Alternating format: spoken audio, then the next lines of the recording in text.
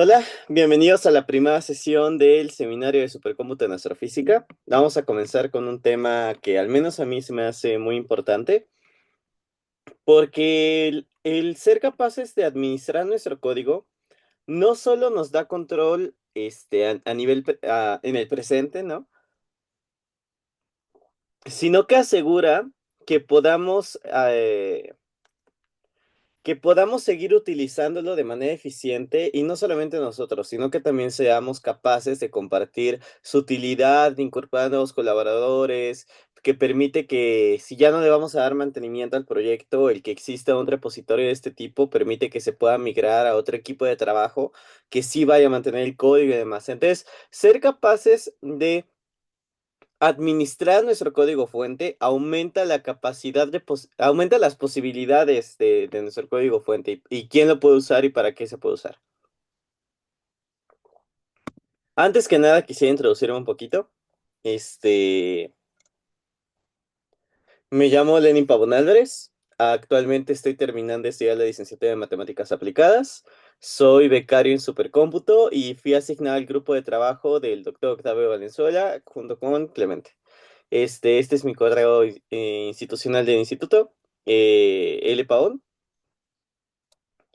Antes que nada, quisiera solamente ir muy rápidamente tocar acerca de los comandos. Usualmente, Git y GitHub se pueden manejar con interfaces gráficas. Entonces, si nosotros quisiéramos llevar a cabo nuestros cambios, podríamos ya sea entrar al sitio web de GitHub o también podríamos descargar la aplicación de GitHub para nuestros dispositivos de Mac, para nuestros dispositivos de Windows. Sin embargo, lo que ahorita voy a mostrar acá, o los slides están diseñados para empezar a usar Git y GitHub con con una interfaz de línea de comandos de este terminal, que no les espante tanto si es que no están familiarizados con absolutamente todo. Van a ver que de repente, en general, los únicos comandos que vamos a hacer, que vamos a usar, van a ser los comandos para almacenar las versiones y para subir las versiones a la nube. Sin embargo, una ventaja que yo considero que tiene la interfaz de comando con respecto a las interfaces gráficas es la granularidad del control que nos permiten tener. Además de que cuando nosotros estemos trabajando en AutoCAD o cuando nosotros estemos trabajando en otros nodos de supercómputo, solamente vamos a tener acceso a una interfaz de línea de comandos. Es así que ya existe este Git instalado dentro de AutoCAD. Entonces podríamos utilizar nuestro código ya versionado en Git, respaldado en la nube, y tener un repositorio en AutoCAD a partir del cual nosotros siempre podamos mandar a correo la versión más actualizada, ¿no? Que es lo que yo hago para ciertos proyectos que tengo en astronomía. Pero para ello necesitamos ser conscientes, cuando menos a un nivel básico, acerca de ciertos comandos, acerca de Linux, ¿no? Linux es un kernel, no he modificado las slides, porque Clemente ya me regañó al respecto. Linux es un kernel que fue creado, un kernel de sistemas operativos que fue creado por Linus Torvalds en 1991, ¿no?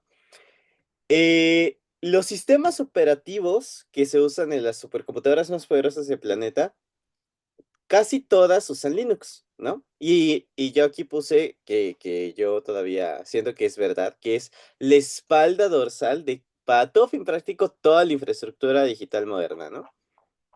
Hay varios conceptos básicos de Linux que podríamos revisar. Sin embargo, uno de los primeros que me gustaría hablar es acerca de la terminal, ¿no? Cuando yo empecé mi programa de becarios en Supercómputo, lo primero que vimos es una terminal. Particularmente si ustedes se encuentran en Windows, ustedes entran a aplicaciones, utilidades, terminal, o abren su Spotlight y ponen terminal, o si se encuentran en Windows pueden poner Command R, CMD y les abre directamente un PowerShell.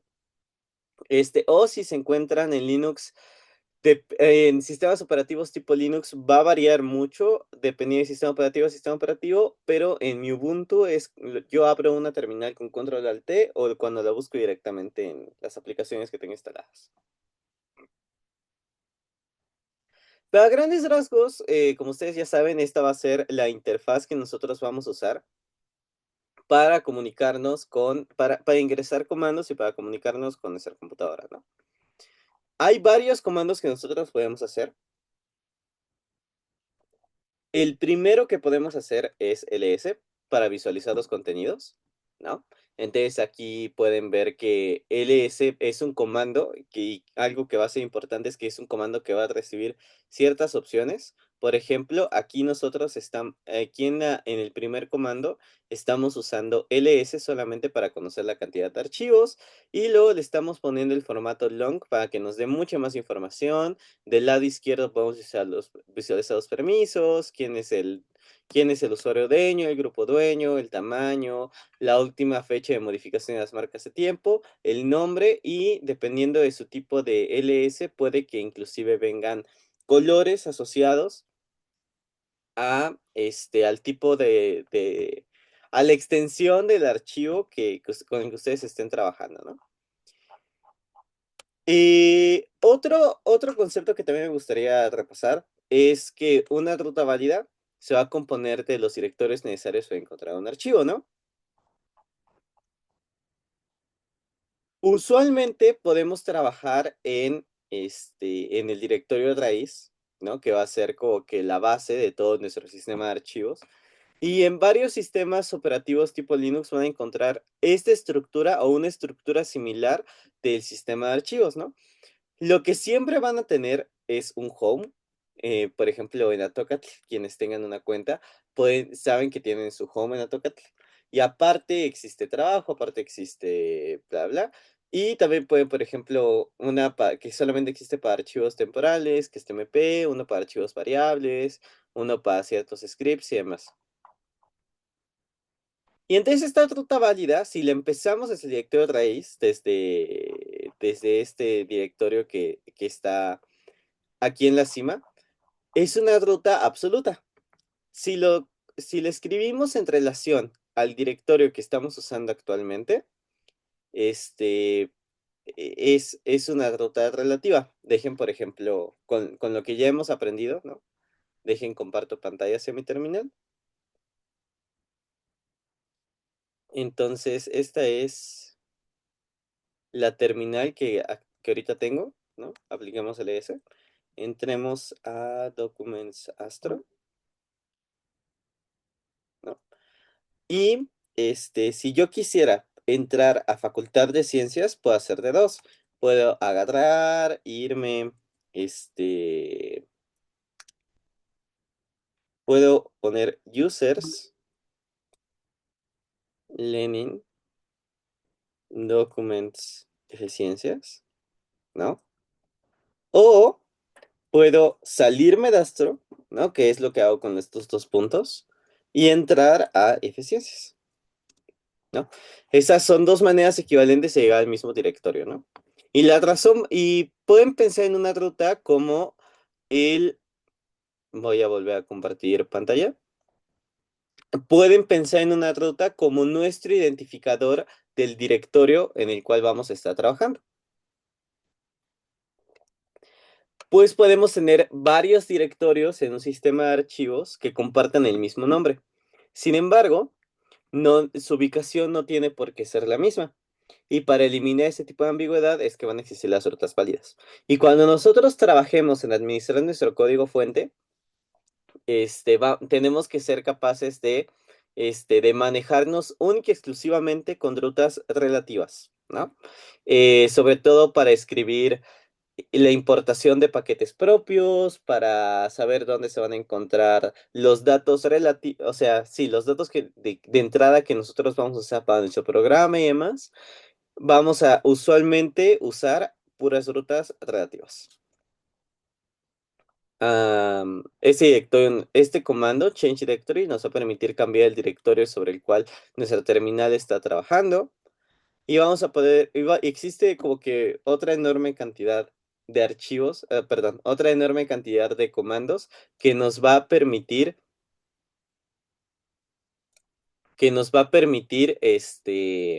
visualizar los contenidos del archivo, inspeccionar el archivo.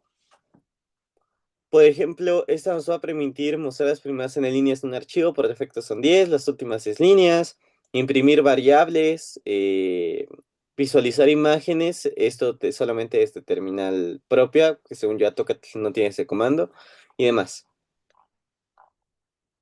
Se puede ahondar un poco más, nos va a interesar particularmente este archivo, mover. Se puede hacer este terminal usualmente cuando movemos un archivo de un directorio a otro y lo solemos hacer con Finder, bueno, al menos yo en mi Mac. Pero también se puede hacer a nivel terminal. Se hace con primero escribiendo el archivo de origen y luego el archivo de destino. Podemos eliminar un archivo y podemos crear un directorio. Y de igual manera, aquí está. De igual manera, somos capaces de copiar con la misma sintaxis que mover, ¿no? Pedimos el archivo, los archivos que vamos a copiar y luego el destino. Al último el destino.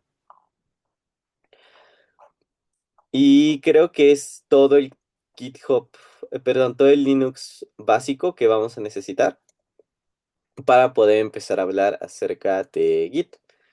Este, No necesitamos muchísimo para empezar a trabajar con Git. Git es solamente, tenemos que ser conscientes de cómo usar comandos, ser conscientes de que estos comandos pueden recibir opciones y de que podemos trabajar con archivos directamente desde terminal. Podemos copiar estos archivos, mover estos archivos, crear directorios, y movernos a través de estos directorios, ¿no? Ahora sí, ya empezamos con el tema de la plática, que es ¿para qué nos interesa manejar las versiones de nuestros programas? Y yo, haciendo una introspección, me di cuenta que yo solamente tengo como que dos razones, que es una razón altruista y una razón egoísta. La primera es que el ser capaz de presumir nuestro programa es muy importante. Entonces, para que sepamos cuál es la versión estable de nuestro código, cuál es la versión en desarrollo en nuestro código, cuál es la versión que tiene problemas en nuestro código, nos va a permitir evitar esto que, bueno, de repente hay memes de tesis final final, tesis final final, ahora sí. Git y GitHub nos permiten evitar este tipo de problemas porque podemos generar versiones nuevas sin tener miedo a que se pierda todo el contenido anterior, ¿no?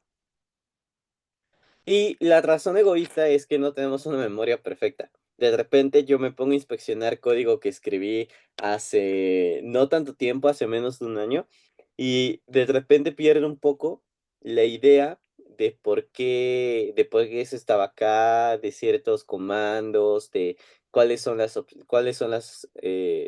de ser los datos de entrada y demás. Entonces, el tener el historial de versiones en nuestro programa nos permite coadyuvar a nuestra memoria, ¿no? Es un registro más que nos va a permitir familiarizarnos con lo que escribió nuestro yo del pasado, ¿no? Particularmente tenemos a Git.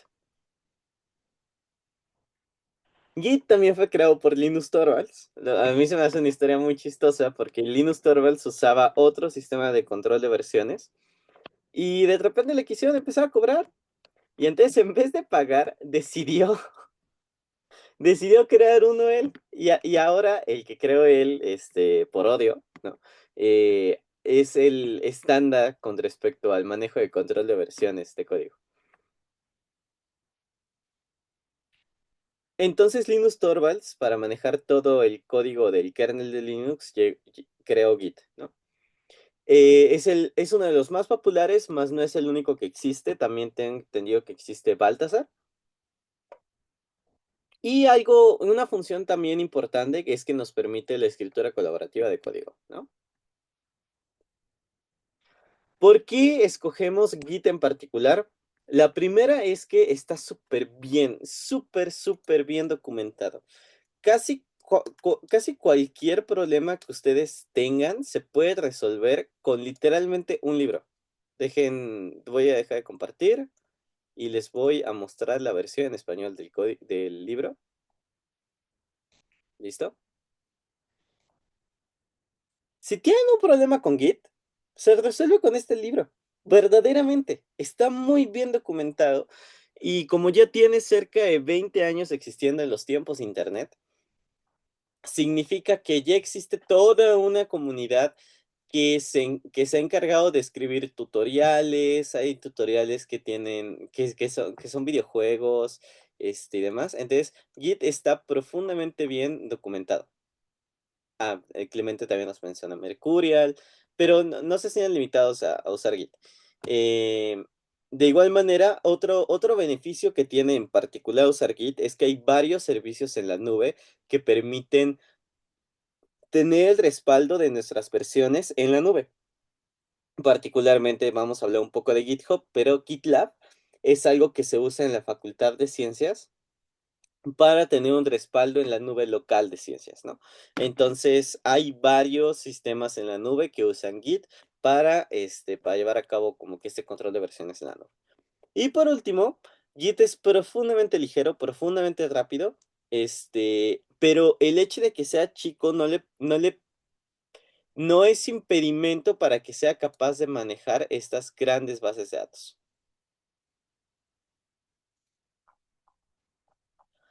¿Cómo puedo instalar Git?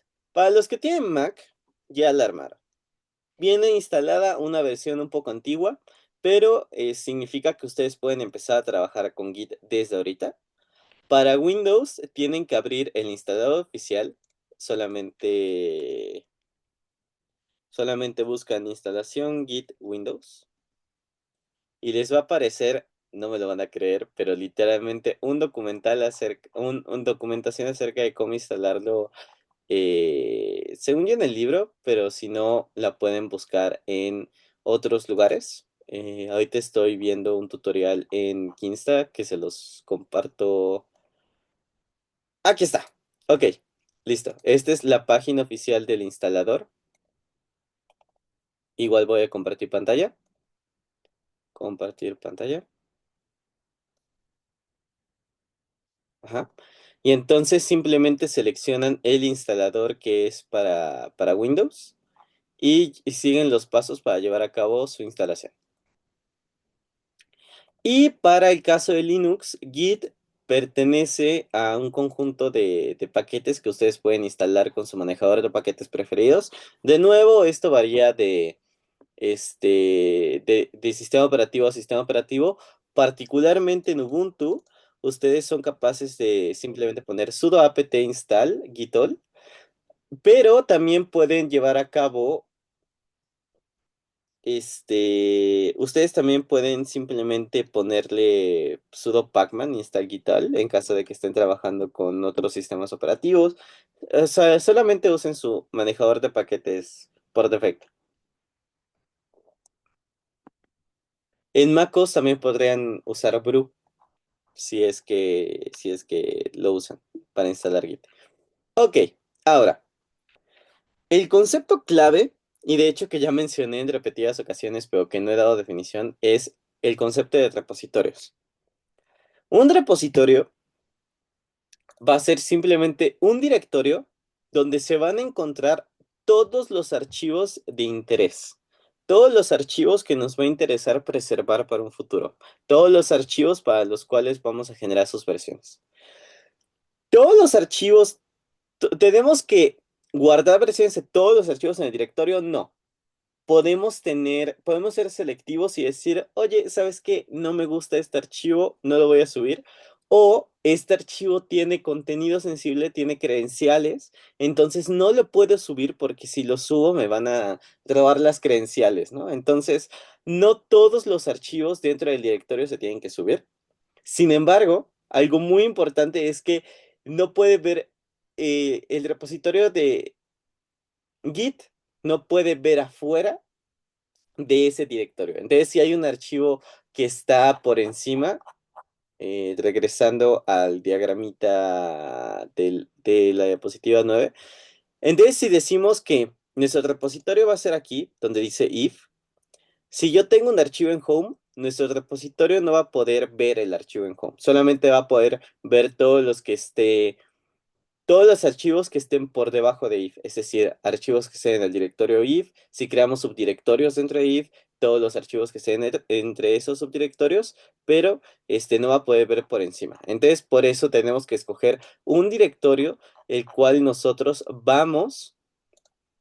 a, que vamos a convertir a nuestro repositorio de Git.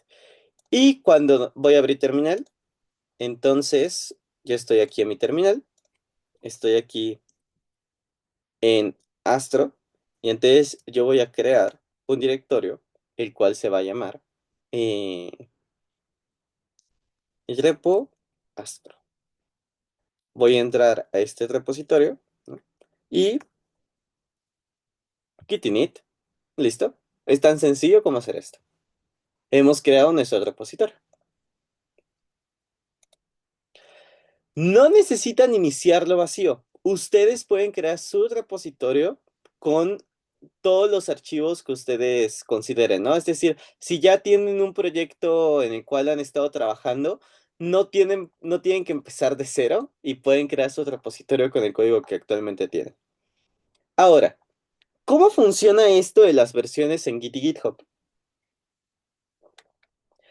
Particularmente, vamos a tener como que estos cuatro rectangulitos. Vamos a tener nuestro directorio de trabajo de nuestro repositorio local, ¿no? Y entonces, estando en nuestro directorio, nosotros podemos pasar cosas al staging area, ¿no? Es decir, me interesa preservar este conjunto de cambios. Entonces, lo primero que tengo que hacer es decir, oye, me interesa preservar esto.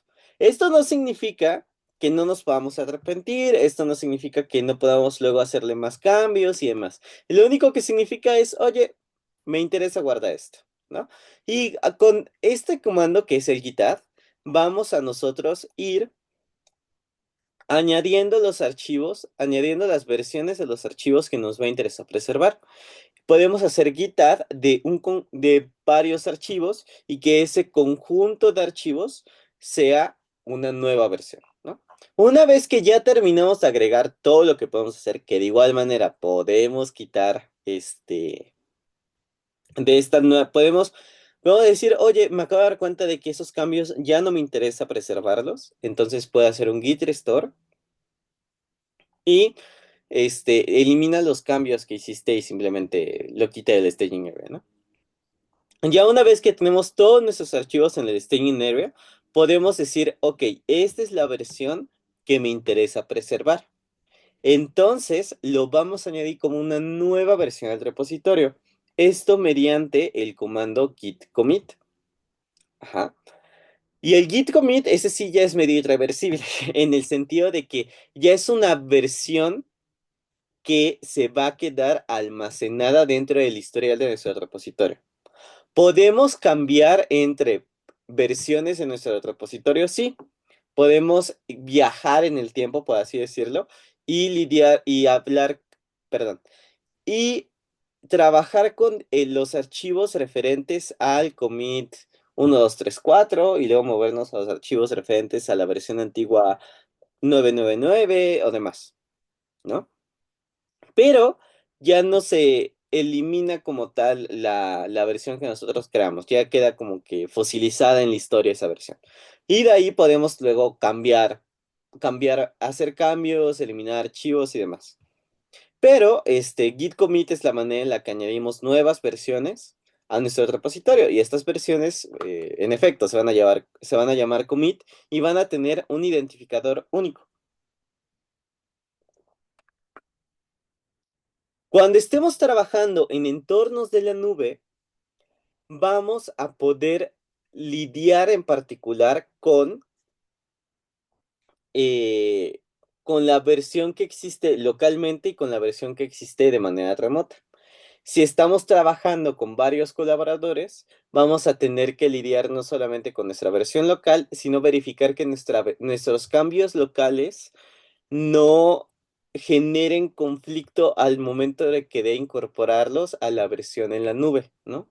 Puede que tú y tu colaborador hayan hecho un cambio que es incompatible entre sí y se tengan que resolver ese tipo de conflictos, ¿no? Pero eso ya es un poco más avanzado y usualmente teniendo una buena higiene, es decir, viendo primero todas las versiones de los colaboradores antes de yo subir, trabajar en dramas y demás, no es tan frecuente que sean esos conflictos, ¿no? Pero, la manera en la cual actualizamos en la nube es simplemente con el comando git pull para jalar la versión de la nube al repositorio local y git push para respaldar nuestra versión local a la versión remota. Entonces, de nuevo, podemos hacer cambios. Debemos decir, quiero preservar este cambio con git add y una ruta válida, pues es importante ver rutas. Podemos deshacer este git add con un git restore y la ruta. Y una vez que llevamos a cabo suficientes cambios, podemos usar el comando git commit y esta opción de mensaje. ¿Es obligatoria esta opción de mensaje? No. Pero si no le ponen, les va a abrir por defecto ya sea B o su blog de notas, o si están en terminal les va a abrir Nano. Luego de repente, y yo creo que para mí ese es el que tengo por defecto. Y puede que no seamos tan buenos manejando los editores, porque todo commit necesita un mensaje.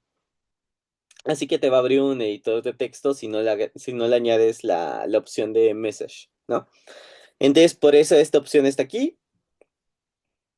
Y ya simplemente ustedes cambian esto por el mensaje que ustedes quieran para el versionamiento de su código. Ahora, algo que quisiera comentar es que los commits tienen que ser legibles. No solamente para los demás. Inclusive cuando nosotros estemos trabajando solamente en nuestro propio código, que solamente nosotros vamos a ver y nadie absolutamente más lo va, a menos de que nos hackeen, lo va a ver, es muy importante ser higiénicos con respecto a nuestros commits, y hacerlos lo más legibles posibles. Particularmente, podemos seguir las reglas de conventional commits. Oh, no me está jalando el enlace. Uy. Entonces voy a buscarlo en línea. Pero bueno, el conventional commits, aquí está, en efecto. Voy a compartir el sitio web. El conventional commits es un es un estándar que permite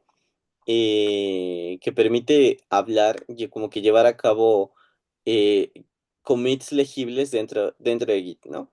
Entonces, siguen las reglas que aparecen acá en el slide, ¿no? Es como el dialecto que yo uso. Entonces, fit añade o remueve una funcionalidad de código. Fix va a arreglar un bug o un problema que está presente en el código.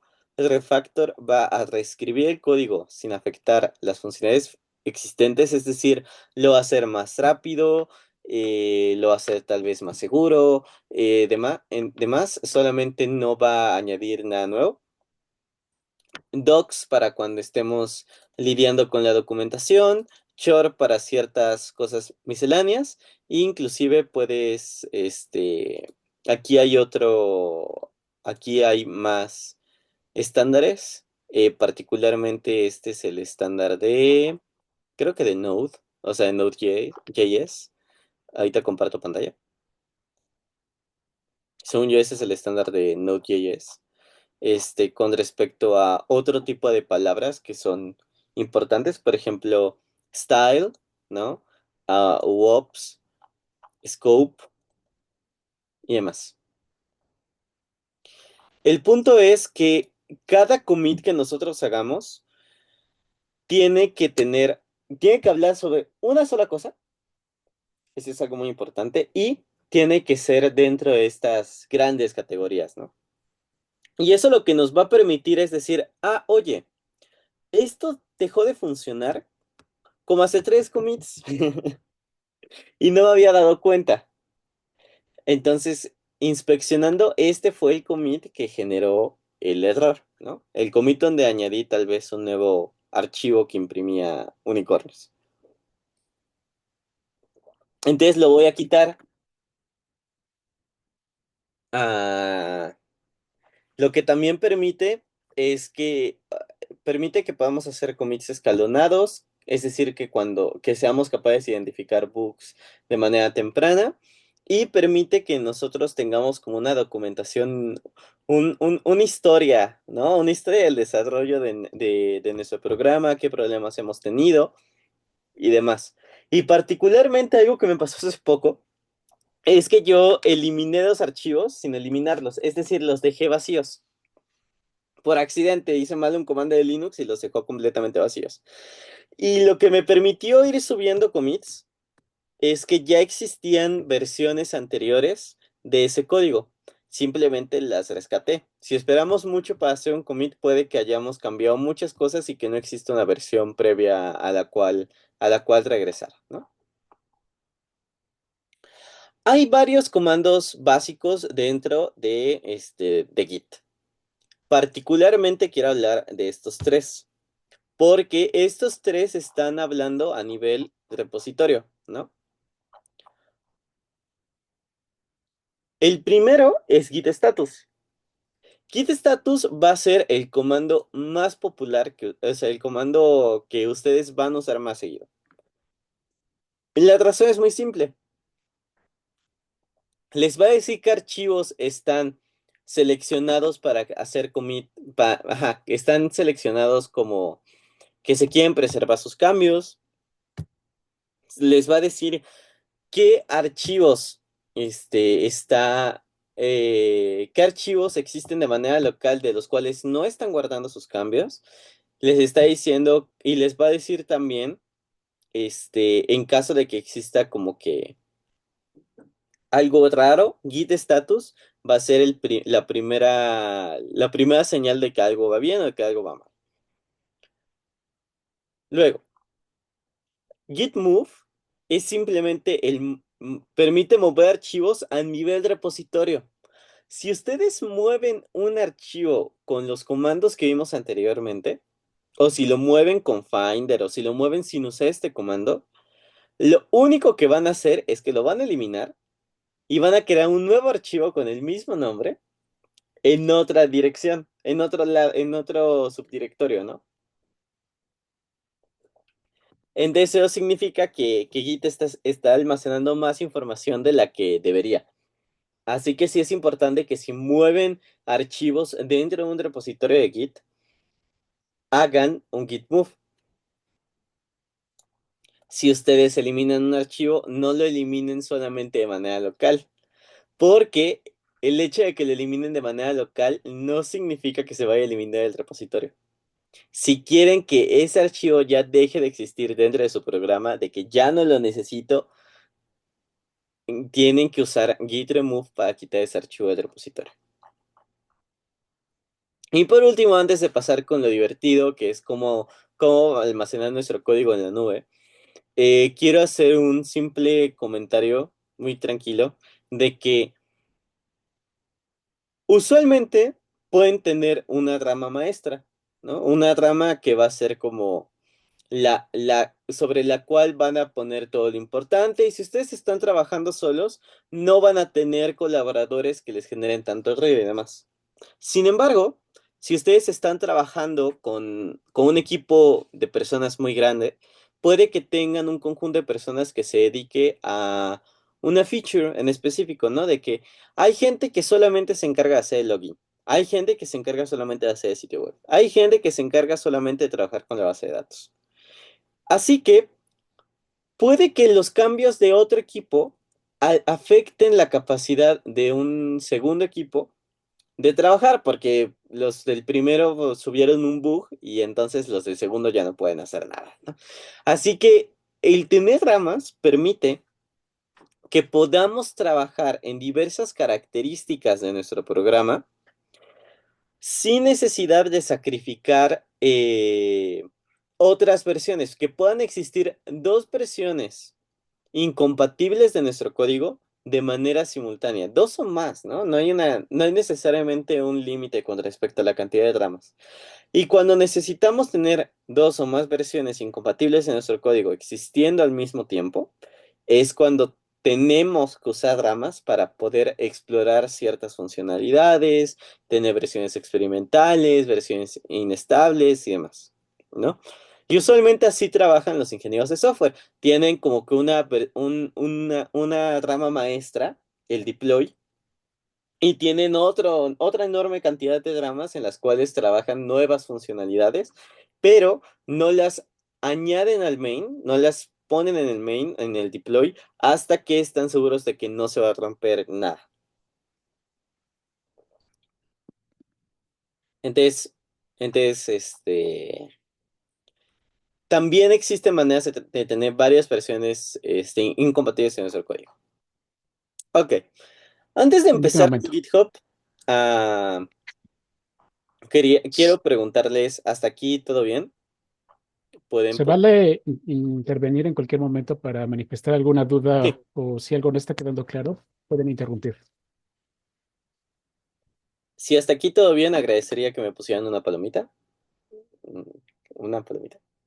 O los pulgares hacia arriba. Para saber si seguir o si todo, o si quisieran detenerse de repasar algún punto. Excelente, muy bien. Ahora, ah, de igual manera, si a alguien le da pena mandar una duda en público, pueden ir mandando las dudas ya sea a mí o a Clemente y las podemos responder al final también. GitHub es un servicio en la nube que fue adquirido por Microsoft. Entonces, algo muy importante que tienen que saber al subir su código en GitHub es que su código necesariamente va a ser usado por los modelos de inteligencia artificial de Microsoft. Le están vendiendo su alma y su privacidad a Microsoft, inclusive los privados. Eh, Fundada en 2008, GitHub es un servicio en la nube que fue adquirida por Microsoft hace relativamente poco, que permite llevar a cabo esta colaboración, ¿no? En Internet de compartir, importar código. Yo de hecho estoy en un repositorio que está hecho como para profesores en GitHub Education y es un lugar donde diversos profesores, docentes, podemos compartir nuestras experiencias, conocer acerca de los trabajos open source, los proyectos open source de otros miembros y demás. Y tienen como una mascota muy famosa el octopulpo, el octopulpo de GitHub, que es este que se encuentra acá. Voy a compartirles cómo se ve un repositorio. Este es el repositorio en el que yo ahorita estoy. Se ve medio pobre porque no lo he actualizado en un ratito, pero es el repositorio en el cual he subido unas cuantas prácticas a nuestros alumnos, a mis alumnos, y este también es el lugar donde mis alumnos suben sus prácticas, ¿no? Entonces, si yo voy al historial de commits, pueden ver cómo es que yo inicié con el código, llevé a cabo y subí ciertos archivos y particularmente mis alumnos son capaces de decir, oye, ya terminé, por favor, añade mi trabajo al repositorio original, ¿no? Entonces permite que mientras que yo tengo control de mi código, soy capaz de seguir colaborando y de recibir las aportaciones de mis alumnos al repositorio. Sin embargo, no todos los repositorios se ven iguales. Este es el mío, este es otro mío también. Y particularmente, una particularidad muy bonita que tiene es que todos los repositorios en GitHub se pueden visualizar desde el portal web del servicio, ¿no? De GitHub. De igual manera, si ustedes trabajaran en GitLab, podrían tener una interfaz web de su repositorio en GitLab. El hecho de que sea una interfaz web no significa que sea pública. Ustedes pueden definir y determinar qué tipo de visibilidad quieren tener con sus repositorios, ya sea una pública o una privada. Más tarde en la presentación podemos hablar un poco sobre cómo hacer esto. Ok, entonces hay varias cosas que podemos hacer dentro de nuestro repositorio. Particularmente lo podemos clonar, es decir, tomamos el repositorio de alguien más o nuestro y lo clonamos tal cual como está de manera local, ¿no? Podemos crear un fork que es la copia. Ah, obviamente, podemos clonar ya sea la versión actual o una versión más antigua. Vamos a hacer un fork ya sea de la versión actual o de una versión más antigua del repositorio, y ese fork va a quedar asociado a nuestra cuenta de GitHub. Entonces estamos forkeando el repositorio en la nube. Todo esto se queda en la nube. Y luego podemos clonar ese fork, ¿no? Y de hecho, esta es una manera en la cual se preservan varios proyectos. Un ejemplo es que la tecnología de contenedores que usamos, que se usa o sea, que se ha empezado a usar en Ixalan, se llama Aptainer, y ese es un fork de un sistema de contenedores que se usaba con anterioridad, que se llama Singularity. Pero como dejaron de mantener Singularity, se tuvo que hacer un fork para darle continuidad al proyecto bajo un nuevo nombre, bajo un nuevo equipo. De igual manera, podemos en la aplicación web de GitHub crear commits, podemos editar archivos en colaboración con VS Code, porque como es el entorno de Microsoft, podemos usar el editor de VS Code en nuestros navegadores web. Podemos agregar colaboradores, es decir, podemos agregar personas que tengan permisos de añadir archivos, editar archivos, de crear ramas, trabajar en ciertas ramas y demás. Y de igual manera, como les comentaba, podemos modificar la visibilidad del repositorio, ¿no? La manera de clonar un repositorio es muy sencilla. Sin embargo, algo muy importante y que quiero aclarar es que GitHub se toma muy en serio la seguridad de sus usuarios.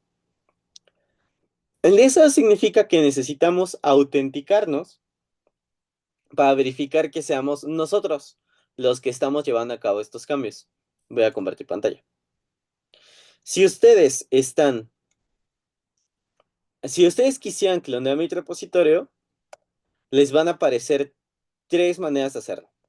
La primera manera es usando HTTPS, ¿no? Que es simplemente el enlace al repositorio y simplemente .git. Este archivo .git es el archivo que va a tener toda la información sobre nuestras versiones, es el archivo que tiene todos los datos del versionamiento de nuestro código. Y si nosotros vamos a terminar, yo podría salirme del repositorio en el cual estábamos trabajando con anterioridad y hacer git clone, el enlace. Y como es público, me va a permitir copiarlo. Sin embargo, aunque lo voy a poder seguir actualizando, no me va a permitir,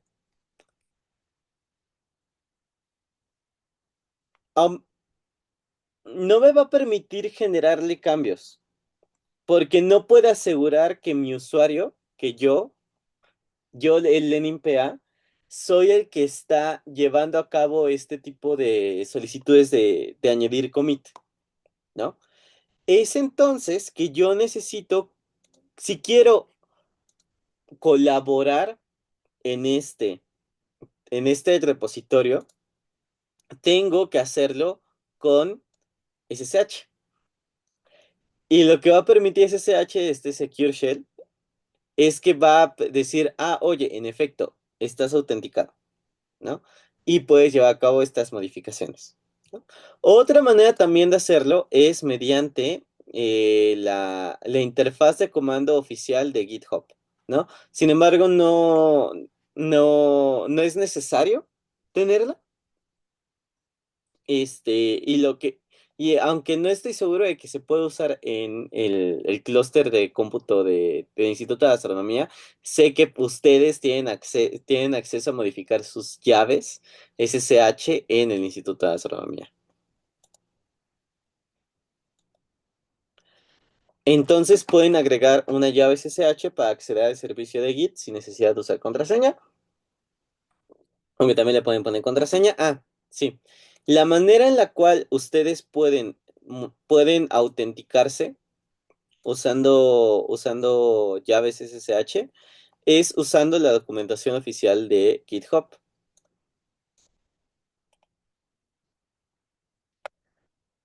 Yo pensaba que antes existía solamente en inglés, pero en efecto existe en español.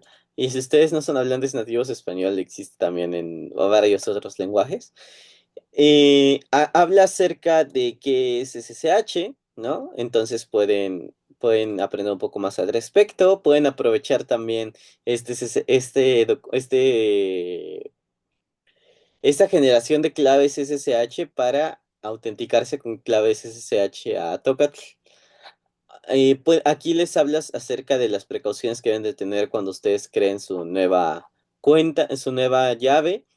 Yo estoy en Mac, entonces me aparece por defecto la opción de Mac. Sin embargo, también viene la documentación modificada para Windows y la documentación genérica, que usualmente siempre va a ser la misma, para Linux, ¿no?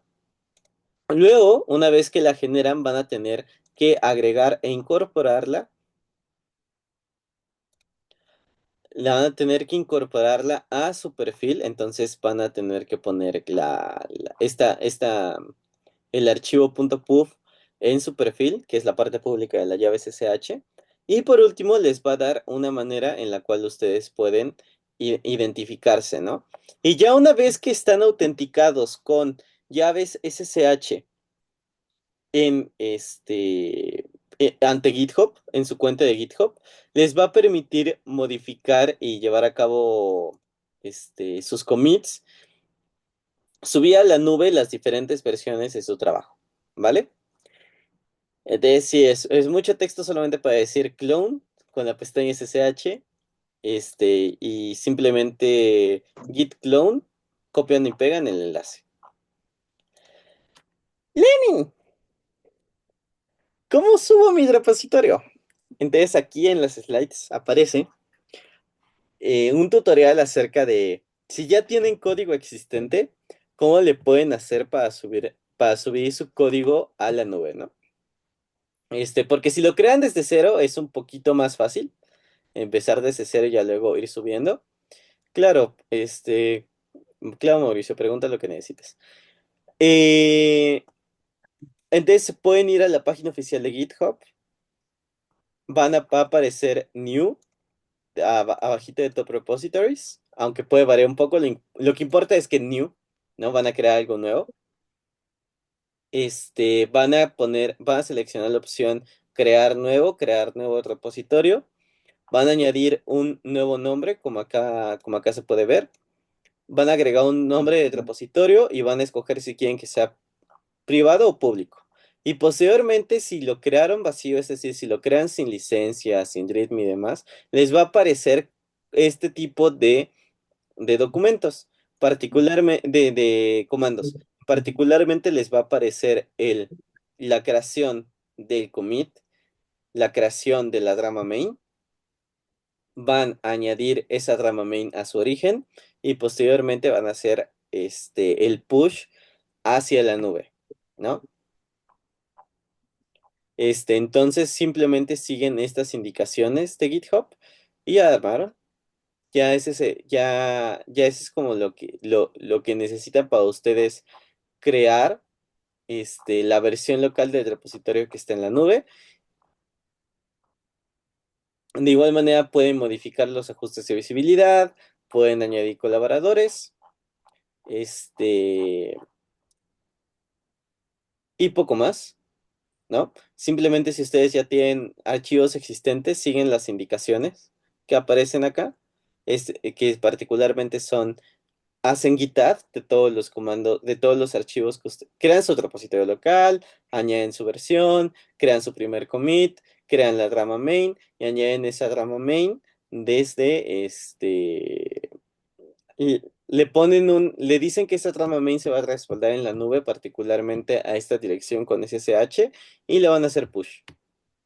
Y ya. En su primer commit, les va a pedir que modifiquen su configuración de usuario y de correo y simplemente le dan su usuario de GitHub y su correo. Y ya con eso queda. De ahora en adelante, no, no, Mauricio. Cuando era joven, o sea, verdaderamente cuando era joven, en mis tiempos, sí se permitía autenticación con HTTPS, pero es una autenticación mucho menos segura que con SSH. Entonces, GitHub dejó de permitir autenticación de HTTPS hace, ¿qué te gusta? 5 años, más o menos, 5 o 6 años. Eh, y ahora solamente utiliza dos llaves, ya sea con llaves SSH o con llaves GPG. Entonces ya no se permite la autenticación con HTTPS. No sé si alguien tenga alguna otra duda.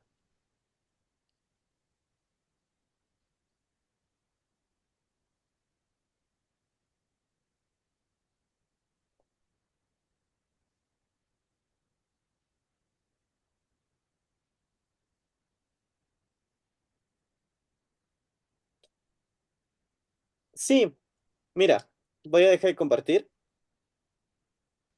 Voy a compartir pantalla y bueno, deja encuentro el repositorio que yo uso, porque justamente algo interesante es que yo no tengo permisos de edición para el repositorio de mi profe, ¿no? Eh, que es un repositorio que a mí me gustó mucho cuando yo llevé la materia de taller de herramientas computacionales, ¿no? Voy a compartir ahora sí pantalla. Arc. Y entonces aquí pueden ver, ¿no? En este 2022 que el original es de THC Python, que es de de mi profe. Ajá. Sí, y yo lo quería mucho, pero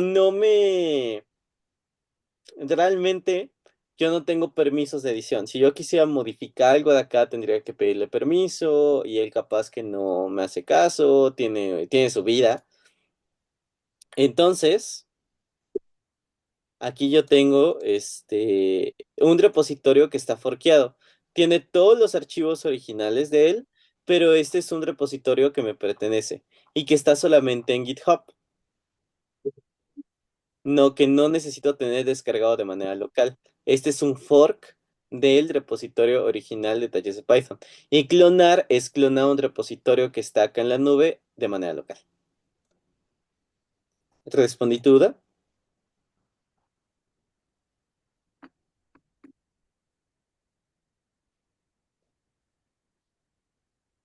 Ok. ¿Puedes tener un repositorio llamado GitHub? No sé. Nunca lo he intentado, no tengo tanta valentía. ¿Podrías intentarlo? No sé si sea un nombre válido, asumo que puede serlo. Ah, pero ok. Es decir, se tiene que seguir. Voy a volver a compartir las diapositivas.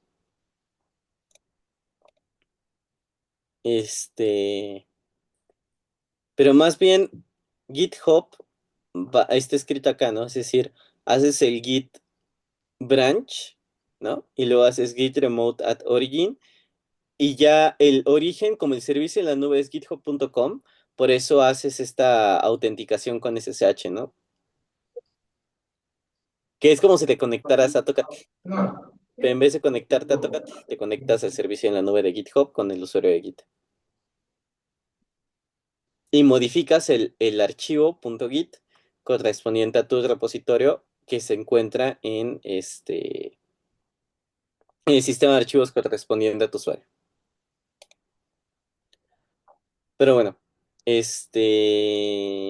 a compartir diapositivas, perdón. Sí, si gustan, si quieren solicitarme que les comparta las diapositivas, me pueden contactar de nuevo en lpavon@astro.unam.mx.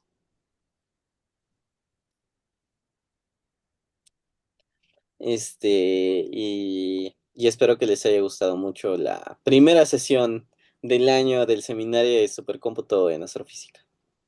Seminario de cómputo en astrofísica.